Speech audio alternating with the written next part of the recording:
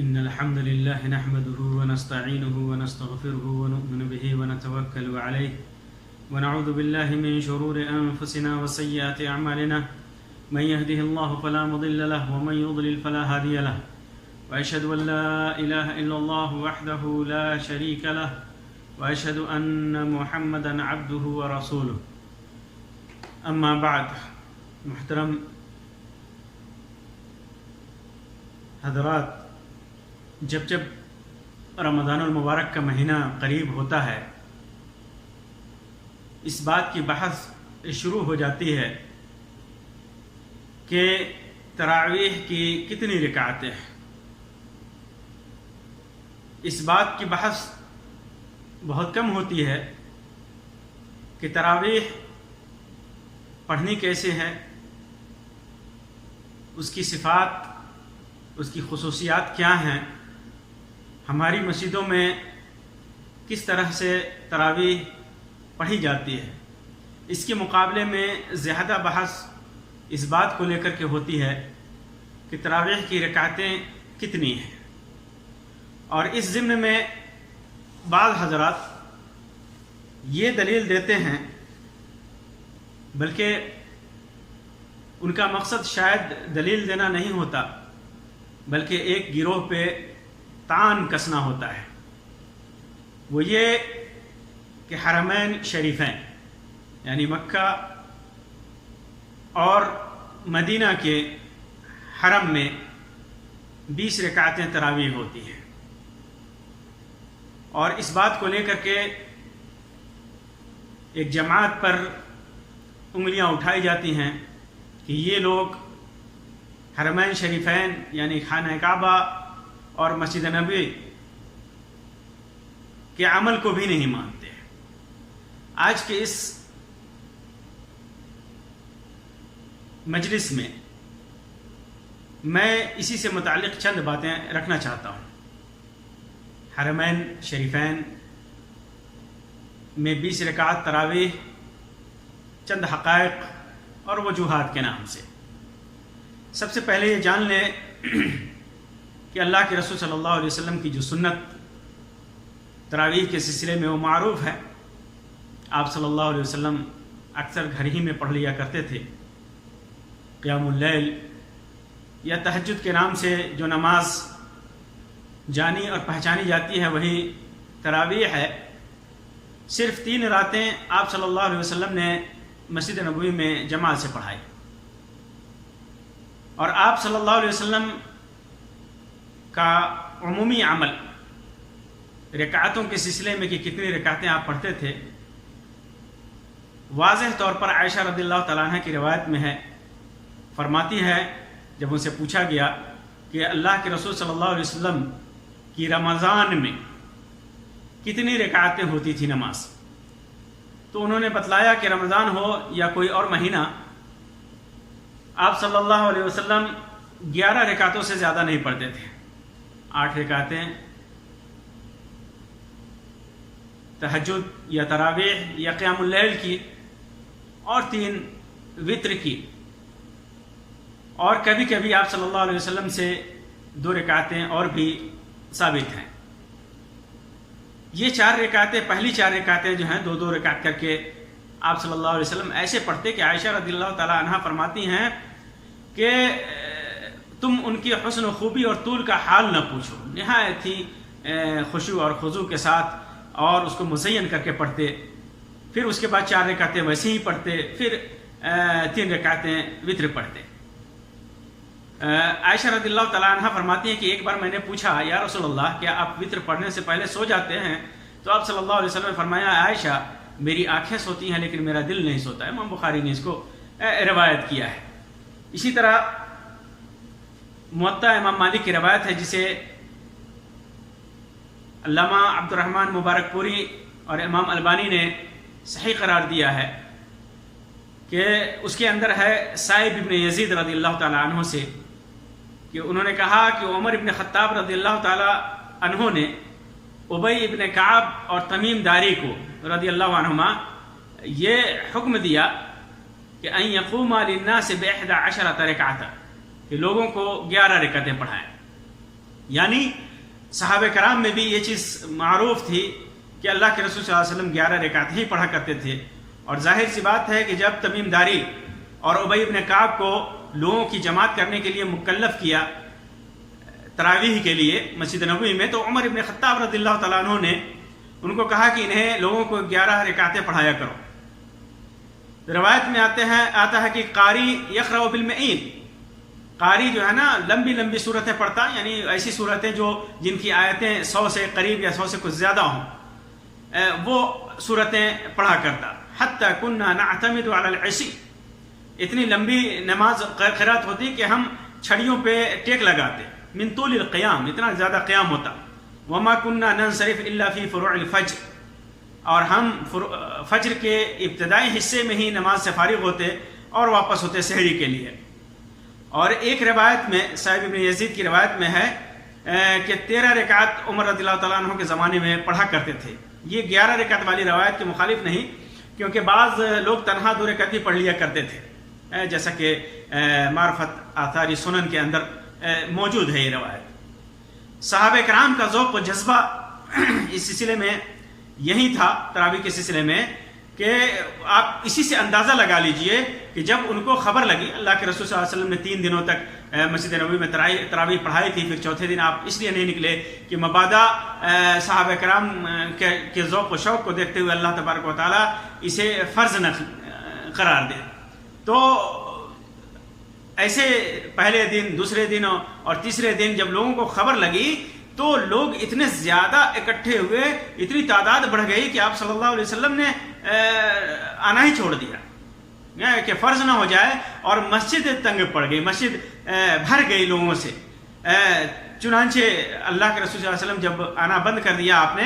تو صحابہ کرام اسی طرح تنہا پڑھتے رہے، یہاں تک کہ عمر ابن خطاب رضی اللہ تعالیٰ عنہ نے ان کو ایک امام کے پیچھے جمع کر دیا. یہ عمر ابن خطاب رضی اللہ تعالیٰ عنہ کا ایک دانشمندانہ اقدام تھا،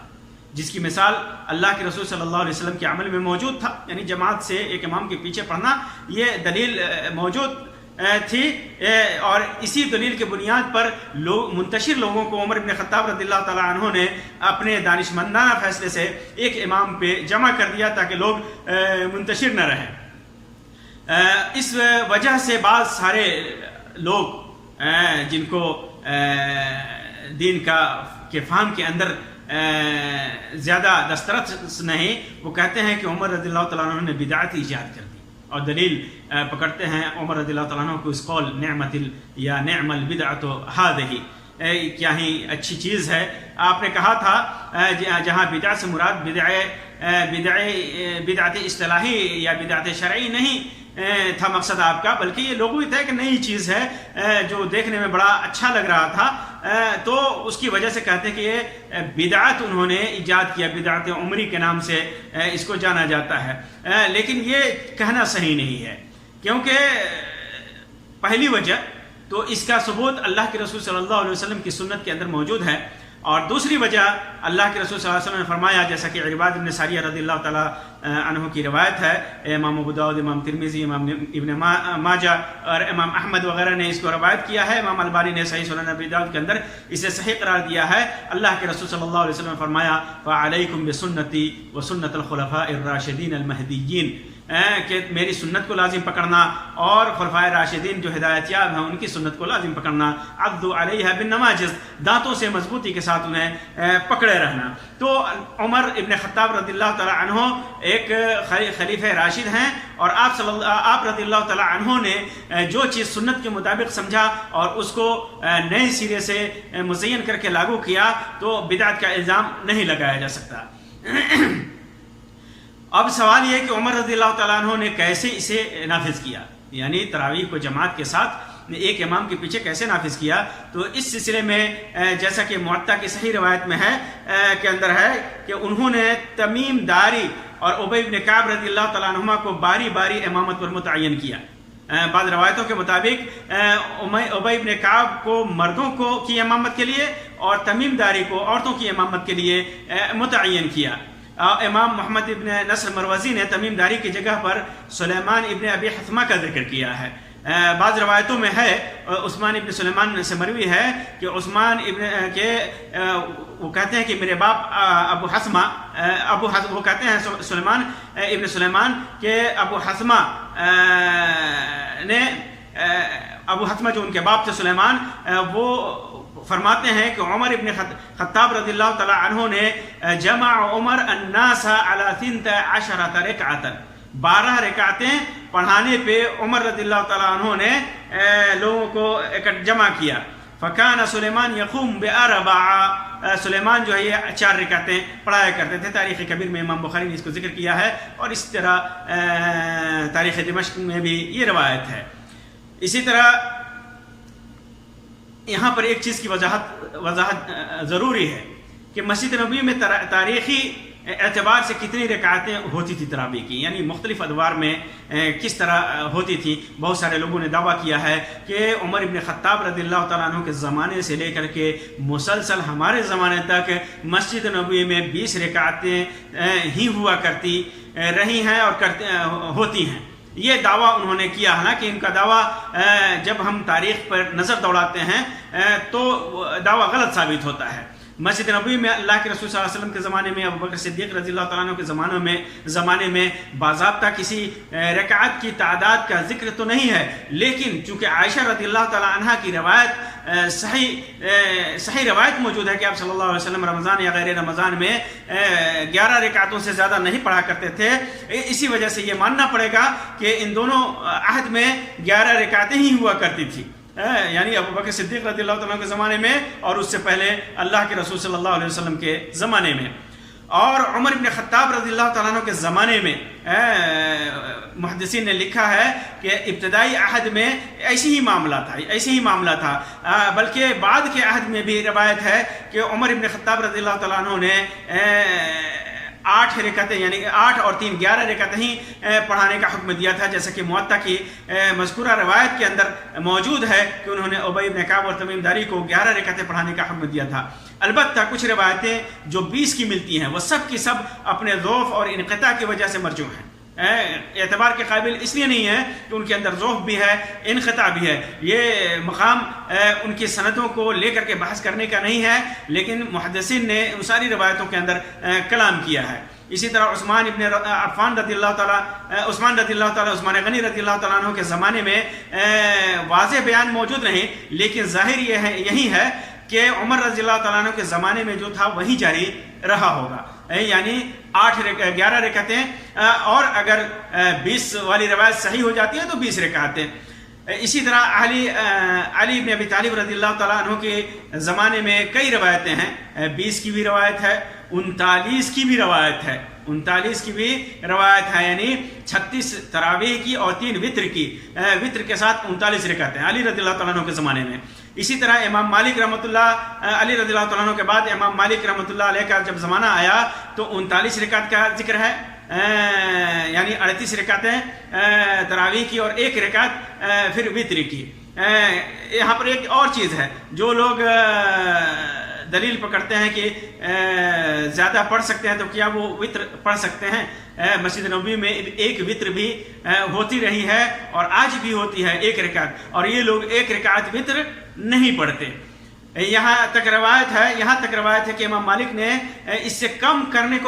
کو منع کیا گیا تھا. بعض لوگوں نے انہیں لکھا تھا امام مالک کو کہ کیوں نہ ہم اسے کم کر دیں، یعنی 39 سے کم کر دیں، تو امام مالک نے اسے منع کیا تھا. بعض روایتوں سے یہ بھی پتہ چلتا ہے کہ فی نفس الوقت مکہ میں 20 رکعتیں پڑھی جاتی تھی، یعنی اس وقت وہاں مدینے میں 39 اور مکہ میں 20 اور 3 یعنی 23 رکعتیں پڑھی جاتی تھی. اسی طرح بعد کے ادوار میں 43 کا بھی ثبوت ہے. 3ری صدی میں 41 مع الوتر تھا، جیسا کہ امام ترمذی نے ذکر کیا ہے. 4تھی، 5ویں، 6ٹھی، 7ویں، 8ویں اور 9ویں صدی، 4تھی، 5ویں، 6ٹھی اور 7ویں میں 20 رکعتوں کا ثبوت ہے. 8ویں اور 9ویں صدی میں 36 رکعتیں، 20 شروع رات میں ہوتی تھی اور باقی 16 آخری حصے میں ہوتی تھی. 8ویں اور 9ویں صدی ہجری میں 36 رکعتیں پڑھی جاتی تھیں، 20 شروع رات میں یعنی عشاء کے وقت، عشاء کے فوراً بعد، اور باقی 16 آخری حصے میں، رات کے آخری حصے میں پڑھی جاتی تھی. اسی طرح 10ویں صدی ہجری میں بھی 36 رکعتیں اور پھر 3 رکعتیں وتر کی.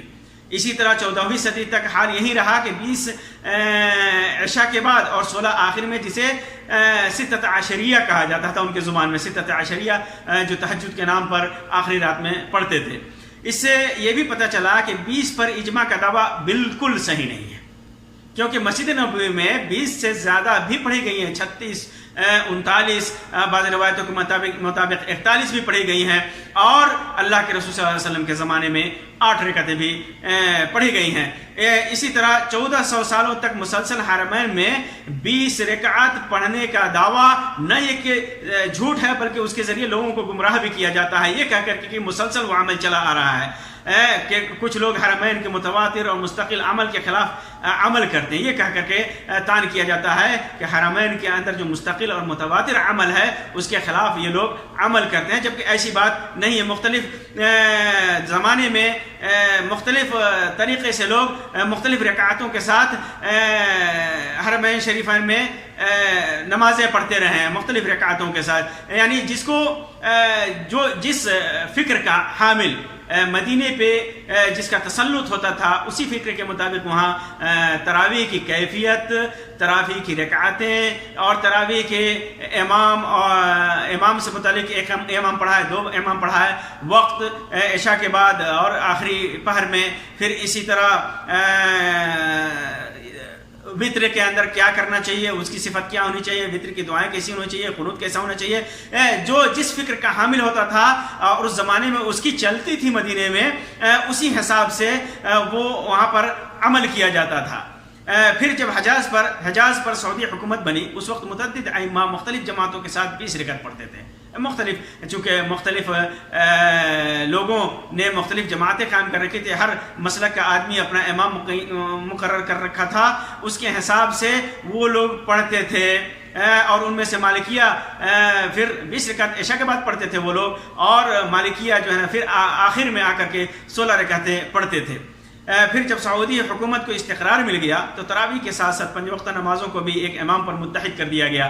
کہ ایک ہی امام امامت کرائے گا، اور ائمہ ثلاثہ کے مذہب کی بنیاد پر 20 رکعتیں اور 3 رکعتیں پڑھی جانے لگیں۔ 20 اور 3 رکعتیں ائمہ ثلاثہ کی مذہب کی بنیاد پر حرم میں سعودی حکومت نے، چونکہ یہ بھی حنابلہ ہیں اور ان کے یہاں اور بھی وجہیں ہیں، اس وجہ سے انہوں نے 20 رکعت پڑھانے کی بنیاد رکھی۔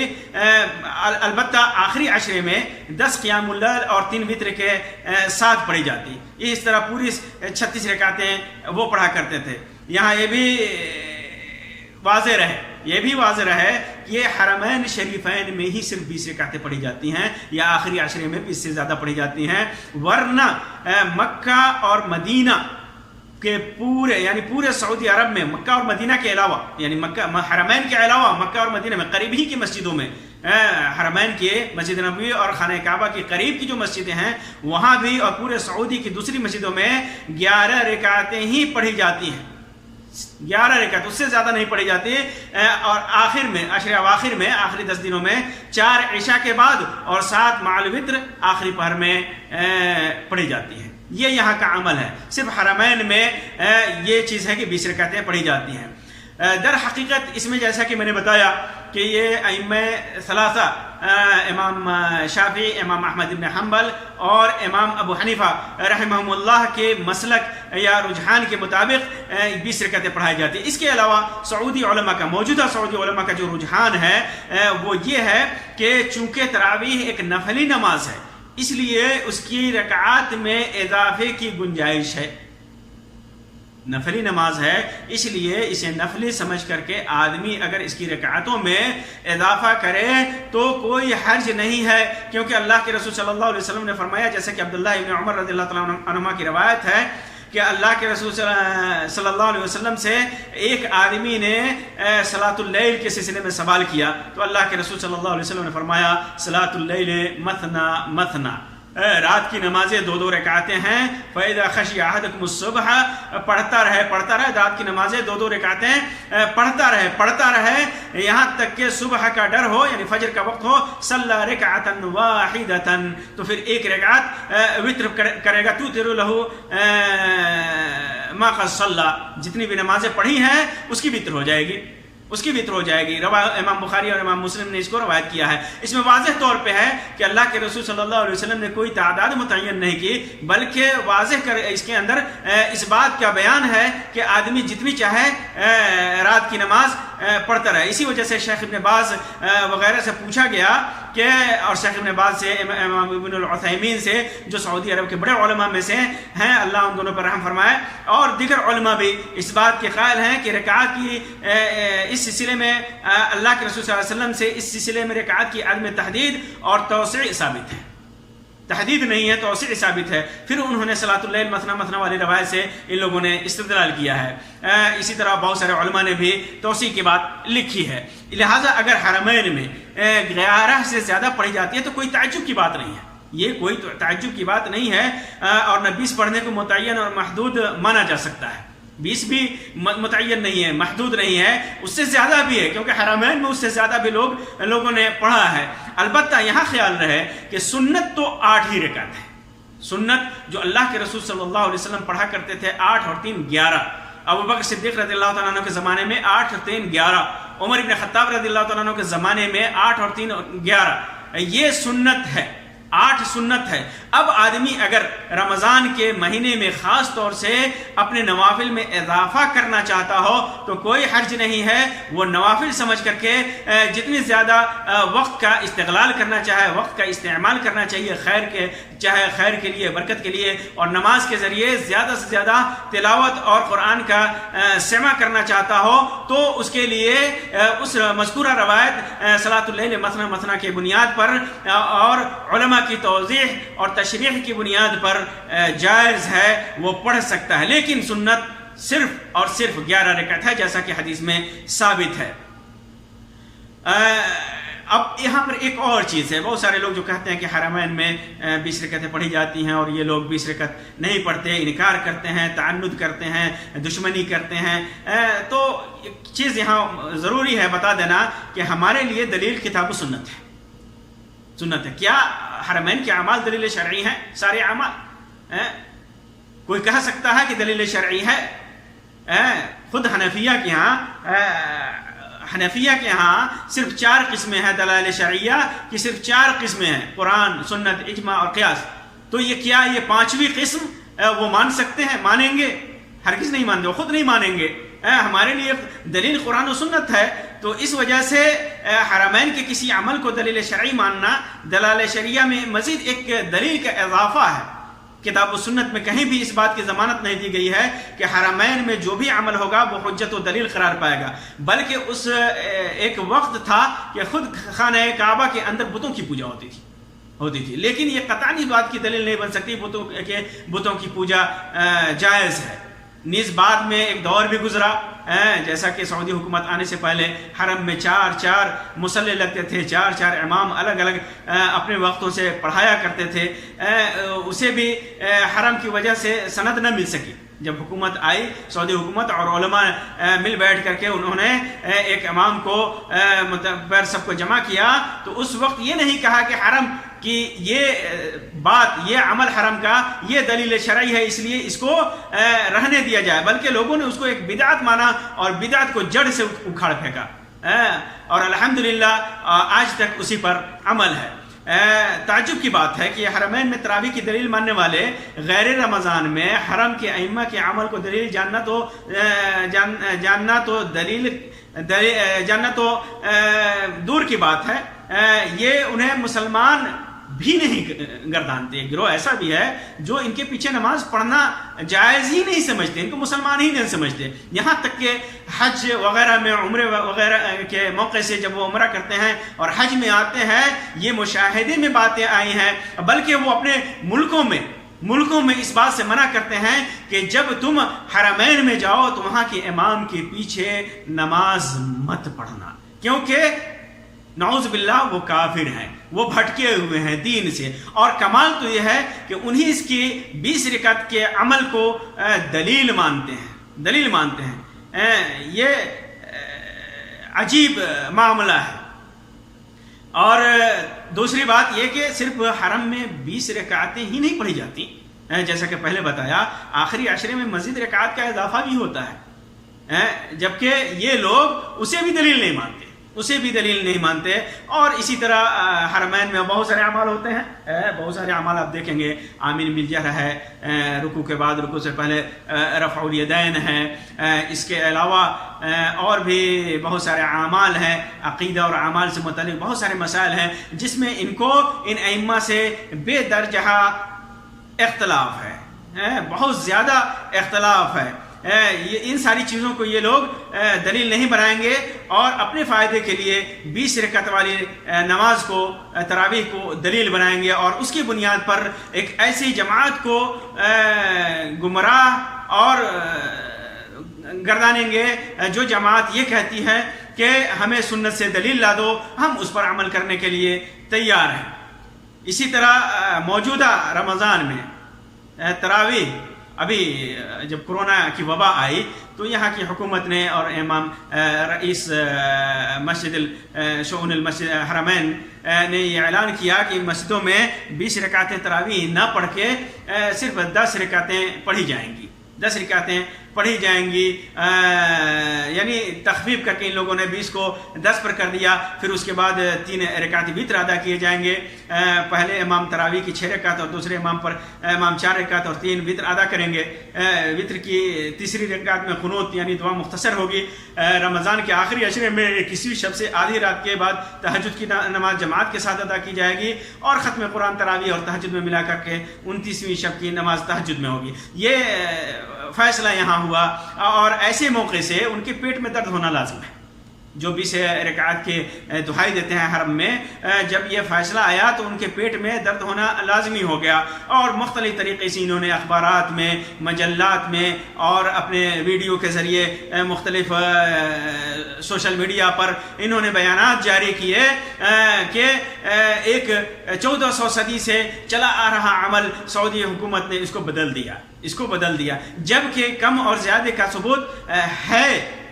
ان کی ایک ٹوٹی پھوٹی دلیل جو حرمین کی 20 رکعت والی تراویح کی جو دلیل تھی, ایک ٹوٹی پھوٹی دلیل ان کے ہاتھ سے جاتی رہی, اسی وجہ سے ان کے پیٹ میں درد ہوا ہے. آخری بات میں کہنا چاہتا ہوں کہ تراویح 8 مع وتر 11 ہی سنت ہے. البتہ اگر کوئی نفل سمجھ کر کے, جیسا کہ میں نے پہلے بھی بتایا, 20, 36, 39, 41 پڑھتا ہے تو ائمہ کرام کے رجحان کے مطابق ہوا, جو نوافل میں عدد کا اعتبار نہیں کرتے تھے. لیکن یہ خیال رہے کہ عدد کی زیادتی کے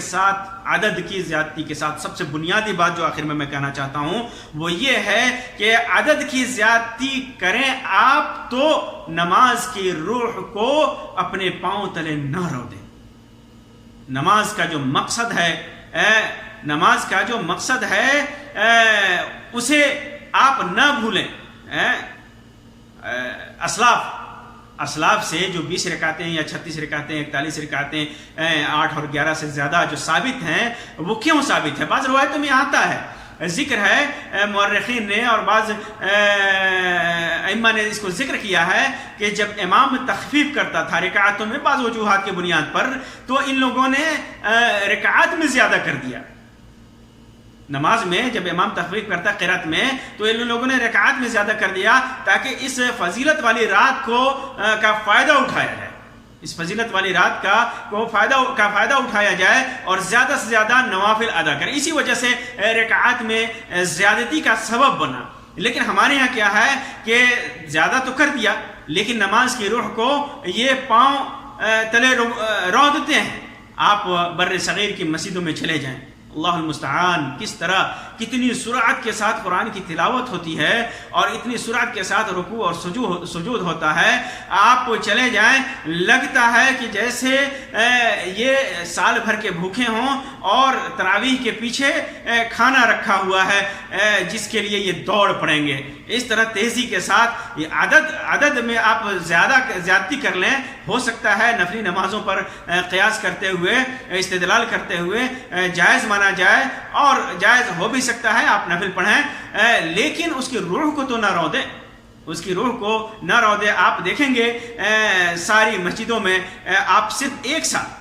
اس سلسلے میں ایک اور بنیادی بات ہے, یہاں ہم یہ سمجھ لیں کہ جو لوگ اپنا پورا زور جو لوگ اپنا پورا زور 20 رکعت کے اس بات پر لگاتے ہیں، اس کا 10واں حصہ بھی لوگوں کو کتاب و سنت کے مطابق اس عظیم عبادت کی ادائیگی کی تعلیم پر لگائیں تو شاید 8 اور 20 کا جھگڑا ہوگا ہی نہیں، صرف اہل علم کے درمیان رہ جائے گا۔ اگر سنت کے مطابق جیسا ابو بکر صدیق، عمر بن فاروق، عثمان غنی، علی بن ابی طالب رضی اللہ تعالیٰ عنہم، اور امام مالک، امام شافعی، امام ابن حنبل، امام حنیفہ کے زمانے میں جو نمازیں ہوتی تھی، جو لوگ 8 یا 10 11 یا 20 یا 36 یا 40 یا 41 جو بھی پڑھتے تھے، وہ لوگوں کے زمانے میں جو نمازیں ہوتی تھی اس طرح آپ پڑھیں اور لوگوں کو مسجدوں میں جا کر کے دیکھیں، آپ مسجدوں میں جا کر کے ان کو تعلیم دیں اور اس چیز کو پر لوگوں کو لگائیں، تو دیکھیے آپ کہ 8 اور 20 کی بحث ہوگی ہی نہیں، یہ جھگڑا ہوگا ہی نہیں، سوائے اہل علم کے درمیان بحث کا موضوع رہ جائے گا۔ عوام میں بھی یہ جھگڑا عوام میں بھی پہنچ چکا ہے 20 اور 8 کا، ہر آدمی اپنے طرح سے 20 کی دلیلیں اور 8 کی دلیلیں دے رہا ہے۔ اگر یہ چیز ہو جائے کہ سنت کے مطابق نمازوں کو ادا کرنے لگیں تو پھر 20 اور 8 کا جھگڑا صرف اہل علم میں رہ جائے گا، وہ لوگ اس میں بحث کریں گے۔ آپ صرف ایک سال تراویح کو رسم سے نکال کر کے، رسم تراویح سے نکال کر کے خشوع و خضوع والی عبادت کی طرف ادا کرنے کے لیے ساری مساجد میں عوام اور ائمہ کو مکلف کر کے دیکھیں، صرف 1 سال، اگلے سال تک 8 اور 20 کا جھگڑا دیکھنے کو نہ ملے، نہیں ملے گا،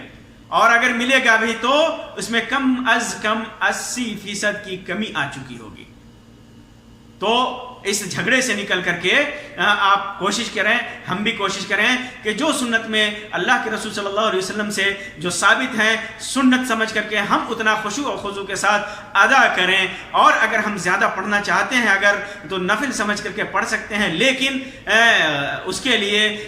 من مانی دلیلیں نہ لائیں، ضعیف اور موضوع دلیلیں نہ لائیں، اور پڑھیں بھی تو سنت کے مطابق پڑھیں، یعنی کیفیت کمیت ہر ایک کے اندر سنت کی رعایت کی کوشش کریں۔ اللہ تبارک و تعالیٰ، اللہ کے رسول صلی اللہ علیہ وسلم نے فرمایا تھا صلو کما رأیتمونی اصلی، جس طرح مجھ کو نماز پڑھتے ہوئے دیکھتے ہو ویسے ہی نماز پڑھو۔ اور اللہ کے رسول صلی اللہ علیہ وسلم ایسے تو نہیں پڑھتے تھے کہ جیسے میل ایکسپریس گاڑی چل رہی ہو اور پیچھے سے لوگ، یہاں تک کہ دیکھا گیا ہے کہ لوگوں کے اتنی سرعت ہوتی ہے کہ لوگوں کی سانسیں تک پھولنے لگتی ہیں، اور جو نماز 4 منٹ میں ختم ہونی چاہیے صرف 1 منٹ میں ختم کر دی جاتی ہیں، اور جو قرات اس قرات کے اندر یعلمون تعلمون کے علاوہ کچھ نظر نہیں آتا۔ اللہ کے لیے اس چیز سے بچیں اور نماز کو نماز کی طرح پڑھیں، عبادت کی طرح پڑھیں، رسم اور رواج کی طرح نہ پڑھیں۔ اللہ تبارک و تعالی ہمیں توفیق دے کہ ہم اپنی عبادتوں کو سنت کے مطابق کر سکیں۔ اللہ تبارک و تعالی ہماری عبادتوں کے اندر روح، خشوع اور خضوع پیدا کرے۔ اللہ تبارک و تعالی ہماری عبادتوں کو قبول فرمائے، اور جو بھی ہم سے غلطیاں ہوئی ہیں اللہ تبارک و تعالی اس ماہ مبارک میں ان غلطیوں کی معافی دے دے۔ آمین یا رب العالمین، وآخر دعوانا ان الحمد للہ رب العالمین، وصلی اللہ علیہ خیر خلقہ وسلم، والسلام علیکم ورحمۃ اللہ وبرکاتہ۔